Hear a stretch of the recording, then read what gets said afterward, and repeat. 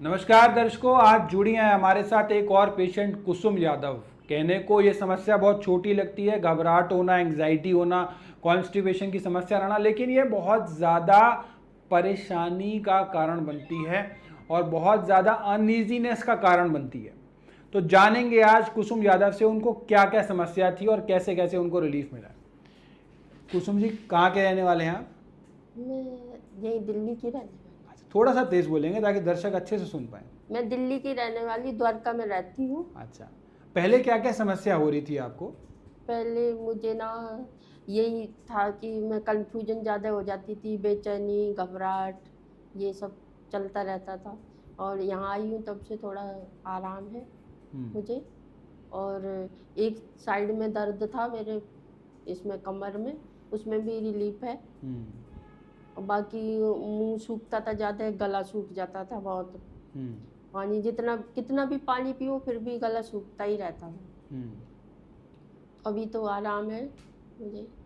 तो घबराहट और ये जो कंफ्यूजन बता रहे हो, ये कैसे रहती थी आपको? मतलब क्या क्या दिक्कत होती थी आपको?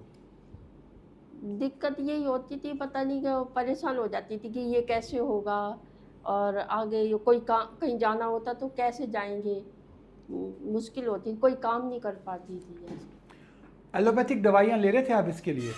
नहीं ली थी, अभी नहीं ली थी। अब नहीं ले रहे, पहले ले रहे थे? हाँ, पहले ली। तो आप भी साथ में बताएंगे? इनको समस्या थोड़ी ज़्यादा लग रही है, लेकिन मुझे लग रहा है ये बता नहीं पा रही क्या समस्या हाँ, होती है। ऐसा है कि 1 साल पहले गर्मियों में इनको बहुत ज़्यादा दिक्कत हो गई थी और पूरी एक डिप्रेशन वाली कंडीशन आ गई थी। और उस समय हमारे पास कोई और रास्ता नहीं था, कर्मा के बारे में भी हमें पता नहीं था।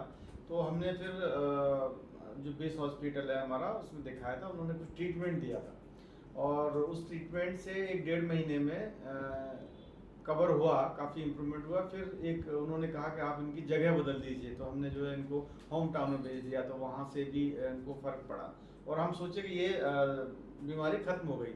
लेकिन जैसे ही इस बार समर हुआ तो धीरे धीरे धीरे धीरे वो स्थिति आने लगी और ये वर्स होने की कंडीशन पे आ गई थी। मेडिसिन से मैं एलोपैथिक से थोड़ा बचाना इसलिए चाहता था क्योंकि लोगों ने बताया कि इनकी ना फिर एक हैबिट हो जाती है, लाइफ लॉन्ग आपको लेना पड़ता है। तो मैं एक ऐसे ट्रीटमेंट जो चाहे मुझे आयुर्वेदिक मिले या होम्योपैथिक मिले, इसकी तलाश में था। फिर मेरे एक मित्र ने बताया कि आजकल जो है बेस हॉस्पिटल में भी आयुर्वेदिक ट्रीटमेंट स्टार्ट हो गया है। तो मैंने वहाँ डॉक्टर से कंसल्ट किया और तो डिप्रेशन में क्या क्या मतलब प्रॉब्लम आती थी इनको? इनकी एक प्रॉब्लम ये आती थी, किसी भी काम के लिए बोलो तो पहले इनसे ना निकलना है। और जैसे अगर कपड़े पहनने के लिए बोलो, मैं कपड़े नहीं पहन पाऊंगी, मैं कैसे पहनूंगी। नहाने जाने के लिए मैं नहाने नहीं जाऊंगी, या नहाने मतलब बाथरूम के गेट पे खड़े होकर 10 मिनट तक ऐसे सोचते रहना, फिर मैं कहूँ क्या हो रहा है। तो उस तरह की कंडीशन थी कि she used to lost herself. Phone पे किसी से बात नहीं करना, हम लोग किसी से बातचीत करने का कोई मन नहीं है, कुछ भी नहीं है, खाने पीने में भी कोई इंटरेस्ट नहीं है। जबकि हम लोगों ने ये कोशिश की थी कि इनको कोई काम ना करना पड़े, इनको बेड पर सब कुछ मिल जाए, लेकिन उसके बाद में भी सी वॉज नॉट हैप्पी और मतलब बड़ी इरेटिक बिहेवियर इनका था। तो आज मैं अगर मानता हूँ कि आजकली 8-1 दिन हमें हुए हैं यहाँ पर आए, लेकिन काफी अच्छा relief। बिहेवियर में पूरी तरह चेंज है। सी इज हैप्पी मूड, फ़ोन पे भी बात करती हैं, वीडियो कॉल्स भी करती हैं। पहले तो फ़ोन दूर पड़ा रहता था, लोग पूछते थे क्यों नहीं बात करती हैं, बोलती मेरा मन नहीं करता, मैं नहीं बात करूँगी। तो डिप्रेशन के पूरे सिम्टम्स थे कि इनको प्रॉपर ये डिप्रेशन में थी। आदमी की इच्छाएं खत्म तो आदमी खत्म, एक कहावत है। और आदमी तभी तक जीवित है जब तक उसकी इच्छाएं, कुछ करने की, कुछ नया देखने की, कुछ नई नई चीज़ें करने की, जब तक ये बहुत ज़रूरी है कि अब इनको आप बता रहे हैं, कुछ भी आप बोल रहे थे तो कहती थी मैं नहीं कर रही, या मैं उस तरीके से, उनका इंटरेस्ट नहीं होता था किसी भी चीज़ में। 100% डिनाइल मोड था, कुछ भी बोल दो पहले ना ही करना है जी चाहे वो कितना भी, इनको खाना देने के नहीं खाना जी। फिर भले ही बाद में परस्यू करने के बाद खाना। तो वो एक बड़ी अकवर्ड कंडीशन हमारे साथ थी, क्योंकि देखिए हम सब फैमिली वाले हैं। घर में अगर मतलब गृहिणी अगर बीमार होती है तो पूरा घर बीमार पूरा घर बीमार होता है, बिल्कुल। तो हमारे लिए बड़ी प्रॉब्लम थी कि बाहर जाने पर भी ये दिमाग में ये रहता था पता नहीं क्या दिक्कत आ गई होगी, क्या प्रॉब्लम होगी। तो वर्क हैम्पर हो रहा था। But now I am happy and thanks to Karma कि एटलीस्ट इन्होंने अपने आयुर्वेदिक ट्रीटमेंट और जो थेरेपी है, चलिए, डिप्रेशन जो थी उससे काफ़ी रिलीफ मिला है इनको अभी, जो समझ काफ़ी हद तक रिलीफ है।